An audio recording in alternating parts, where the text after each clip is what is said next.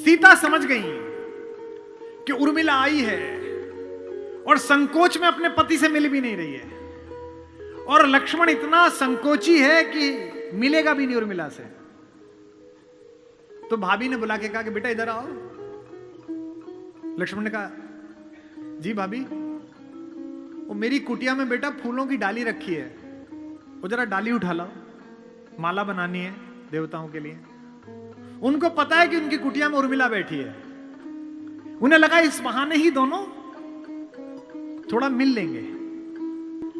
उत्साह में भरे हुए लक्ष्मण की भाभी का काम करने जा रहा हूं, खटखट खटखट खटखट पहुंचे। जैसे ही झोंपड़ी का दरवाजा खोला और अंदर घुसे, देखा उर्मिला। सोच के देखिए क्या बीती होगी। जिससे बिना बात किए चले आए, जिससे बिना अनुमति लिए चले आए, सप्तपेदी के 7 फेरों में जिसके साथ शपथ खाई थी कि तेरा साथ नहीं छोड़ूंगा, राम के अनुराग में जिसे छोड़कर चले आए, वो उर्मिला। और जिसने अपनी बड़ी बहन सीता को आदर्श माना और इस बात को स्वीकार कर लिया कि कोई बात नहीं, चले गए तो कोई बात नहीं, वो लक्ष्मण दोनों एक दूसरे के साथ कैसे सामने आए होंगे। उर्मिला खड़ी हुई, मुस्कुराई, रोई नहीं, और मुस्कुराकर क्या बोली, मेरे उपवन के हरिण, मेरे बाग के हिरन आज वनचारी, मेरा हिरन आजकल जंगल घूम रहा है। इस पर आप माता उर्मिला को याद करना, मेरे उपवन के हिरन आज वनचारी, मैं बांध न लूंगी तुम्हें तजो भय भारी।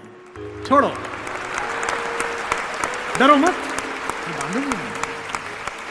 इस मंच पर 3 दिन से मेरे पार्श्व में आशीर्वाद की मुद्रा में शेषनाग के प्रतिनिधि लक्ष्मण लाल खड़े हैं। उनके लिए पहली बार एक पंक्ति पढ़ रहा हूं उमाकांत जी की। उसमें उन्होंने कहा कि दुनिया में हर आदमी की परछाई काली है, एक राम ही पृथ्वी पे आए जिनकी उजली परछाई है, जिसे लक्ष्मण कहते हैं।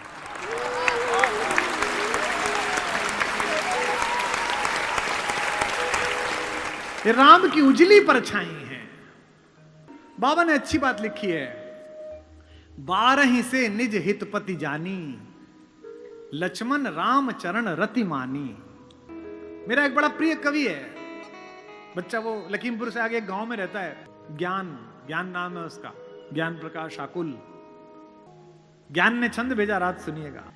4 बच्चे पैदा हुए, थोड़े थोड़े अंतर पर पालने में लिटाए गए, कि पालने में लखन व राम जी लिटाए गए, लेटते ही करुणा सदन चुप हो गए। राम तो लेटते ही चुप हो गए, हल्का सा पालना हिला।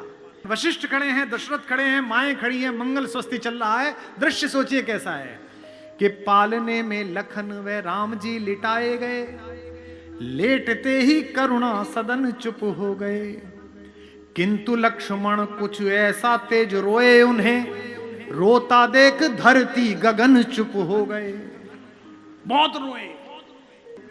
राजवैद्य आए कोई रोग न बता सका तो, राजवैद्य आए कोई रोग न बता सका तो, ज्योतिषी भी करके यतन चुप हो गए।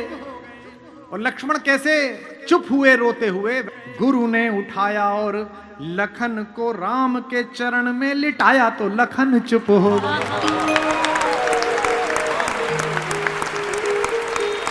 गुरु ने उठाया और लखन को राम के चरण में लिटाया तो लखन चुप हो गए। और वो नोएडा वाले, मैंने परसों बताए थे आपको कि कुमार जी अपने अपने राम करानी है।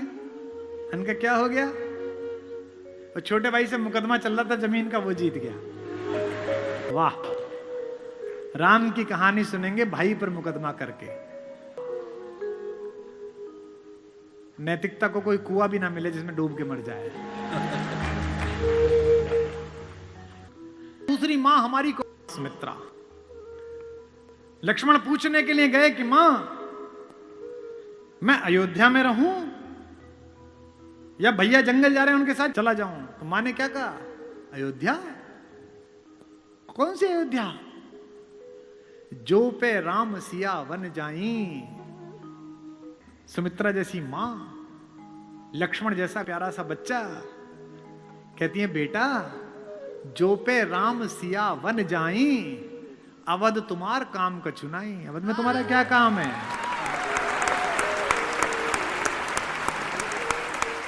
जहां राम है वहीं अयोध्या है। अवध तुम्हारा काम का चुनाई। और राम तो फिर भी हमारी मां के साथ है, सीता के। एक सत्संग है, एक स्नेह की डोर है। माना कि गृहस्थ में नहीं है, तपस्या का जीवन है, लेकिन फिर भी एक दूसरे की सुन तो रहे हैं। और यहां पति पत्नी बैठे हो तो वो इस बात को महसूस करेंगे जो 20 वर्ष 25 वर्ष बिता चुके हैं। एक समय आता है जब आपका कोई प्रेम का बहुत ज्यादा डोर नहीं होती, एक दूसरे के साहचर्य की होती है कि रहनी चाहिए यहीं। और पति को भी लगता है ये रहनी चाहिए और पत्नी को भी लगता है कि रहना चाहिए। हमारे महेश्वर तिवारी ने पंक्ति लिखी है, इस हॉल में बैठी सारी भाभियों को और माओं को समर्पित करता हूं। एक तुम्हारा होना क्या से क्या कर देता है, एक तुम्हारा होना क्या से क्या कर देता है, बेजुबान छत दीवारों को घर कर देता है। राम के साथ तो फिर भी सीता हैं। हमारी माता उर्मिला तो अकेली हैं। उनसे तो पूछा भी नहीं गया है कि अनुमति ली जाए कि नहीं ली जाए। एक दृश्य है चित्रकूट में, जहां पहली बार उर्मिला, मांडवी और श्रुतकीर्ति आई हैं अपनी सास के साथ राम को मनाने। तो सीता तो बड़ी बहन है, बड़ी बहनें छोटी बहनों का हित समझती हैं। लड़कियों में होता है कि छोटी की बात समझ लेती हैं, माता पिता की आवश्यकता नहीं होती, खुद ही कर देती हैं। सीता समझ गई कि उर्मिला आई है और संकोच में अपने पति से मिल भी नहीं रही है, और लक्ष्मण इतना संकोची है कि मिलेगा भी नहीं उर्मिला से। तो भाभी ने बुला के कहा कि बेटा इधर आओ। लक्ष्मण ने कहा जी भाभी, वो मेरी कुटिया में बेटा फूलों की डाली रखी है, वो जरा डाली उठा लाओ, माला बनानी है देवताओं के लिए। उनको पता है कि उनकी कुटिया में उर्मिला बैठी है। उन्हें लगा इस बहाने ही दोनों थोड़ा मिल लेंगे। उत्साह में भरे हुए लक्ष्मण की भाभी का काम करने जा रहा हूं, खटखट खटखट खटखट पहुंचे। जैसे ही झोंपड़ी का दरवाजा खोला और अंदर घुसे, देखा उर्मिला। सोच के देखिए क्या बीती होगी।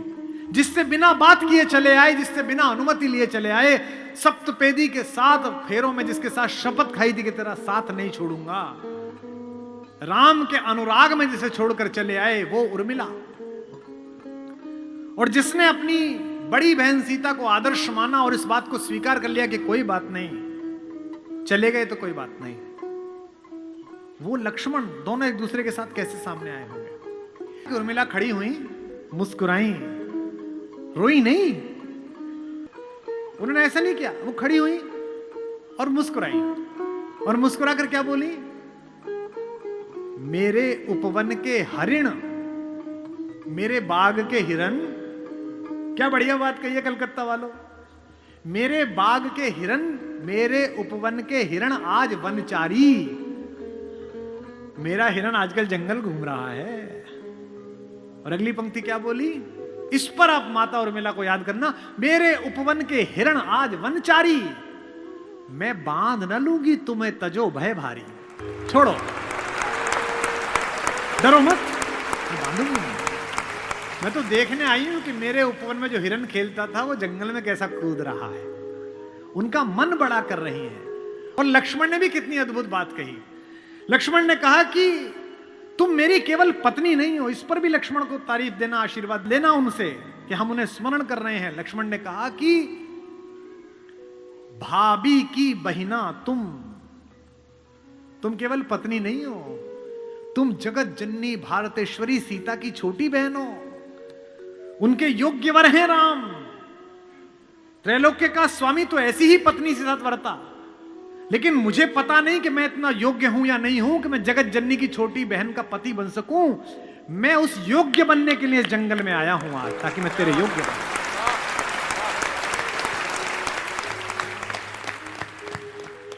भाभी की भगनी तुम केवल अर्थ नहीं मेरे उपभोग, तपने दो वन में कुछ मुझको बनने दो केवल निज योग्य। मुझे थोड़ी तपस्या करने दो, अपने लायक बनने दो। तुम तो कौन हो? मेरी पत्नी थोड़ी हो तुम पहले सीता की बहन हो, खानदान, और मैं केवल राम के पीछे चलने वाला एक लड़का। मुझे इस लायक तो बनने दो कि सीता माता किसी को परिचय कराएं और कहें कि ये मेरी छोटी बहन का पति है। ऐसी योग्य तो बनने दो।